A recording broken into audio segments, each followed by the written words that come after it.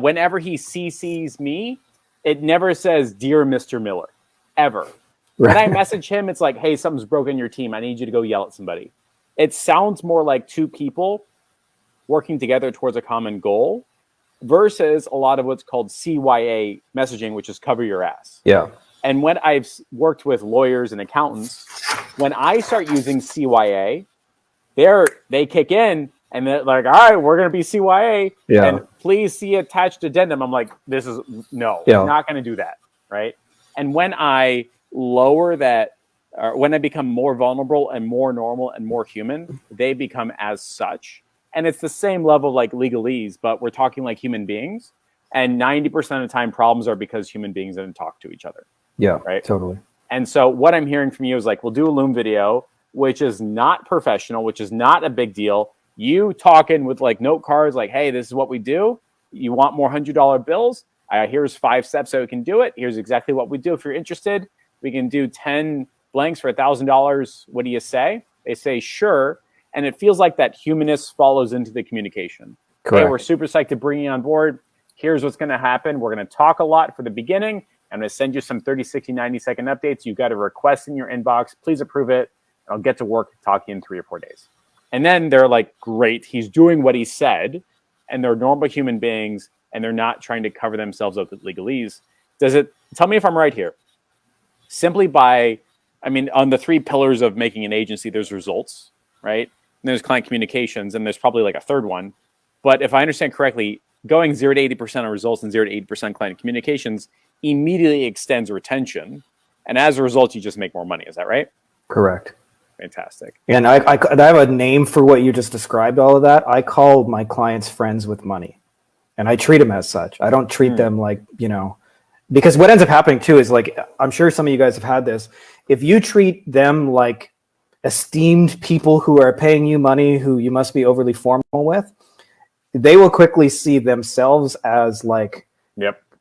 I call it the client underling or the boss employee that like telling you what to do. Yeah. "Hey, call me. I need you to do this, blah, blah, blah." And you get bossed around. When it's friends with money, like you said, you guys are in collaboration, helping them do their goals. Like I just had a call with one of my clients, actually. We're going to probably try out a new offer. And I said, "How you doing, man?" And he said, "Oh, shit, dude, I've been working till midnights every day." And I said, "Why?" And he said, "My superstar divorce lawyer just quit out of nowhere. No 2 weeks notice, no nothing, just walked out. And I think she got more money, but I don't know what she was unhappy about, but I wish I had known because I could have done something about it."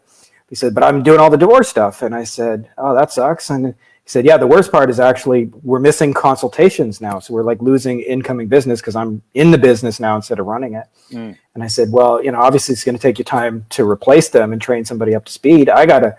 We close without," I'm like, "You remember, I didn't close you on the phone. You guys can do the same thing if you want something like that." He's like, "Dude, that would be a game changer for me. None of the divorce part."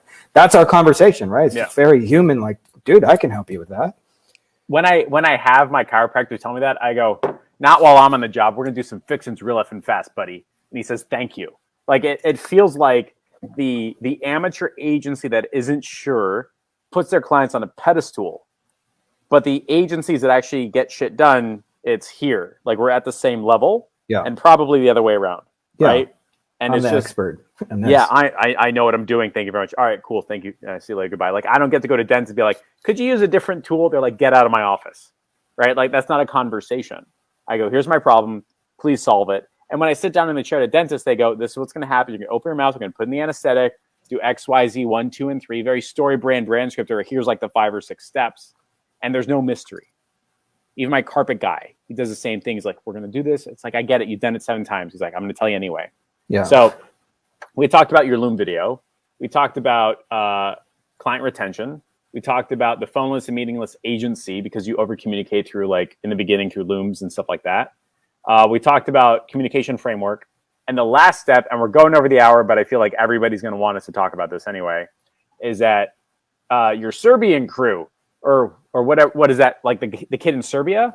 Like, that's help me understand what that means. You know what I mean? Okay.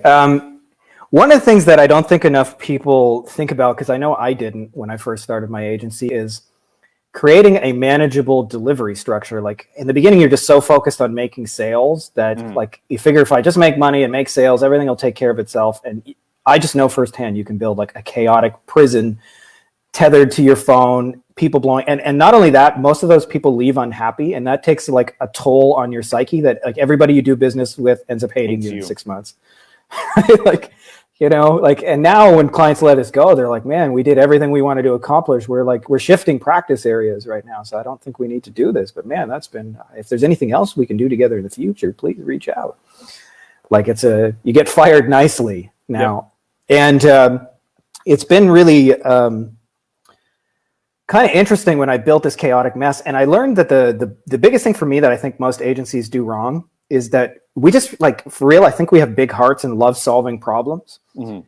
And what it leads to is doing way too much fucking custom work. Yep. Like just a shit ton of like, oh, hey, you guys do e-commerce? Okay, you sell baby toys? All right, I can sell baby toys with Facebook ads. And then, oh, you guys, you got a dentist over here? Yeah, you guys want more patients? I can run some teeth whitening shit and make your life miserable.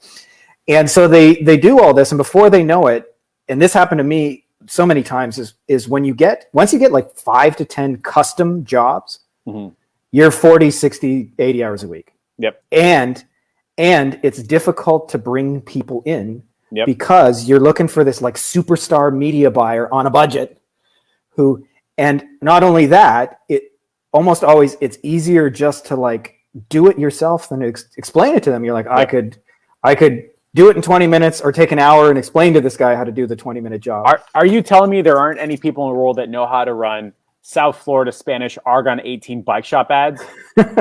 Yeah, I totally get what you mean. When I suppose I got lucky because I'm really good at the client communication side, and my Facebook ads as a skill set is probably like 50 to 70%. Like everybody's better than me. That's how I always feel, right? Yeah. And with this particular bike shop, he was buying enough of my time to where I could figure out how to do those types of ads.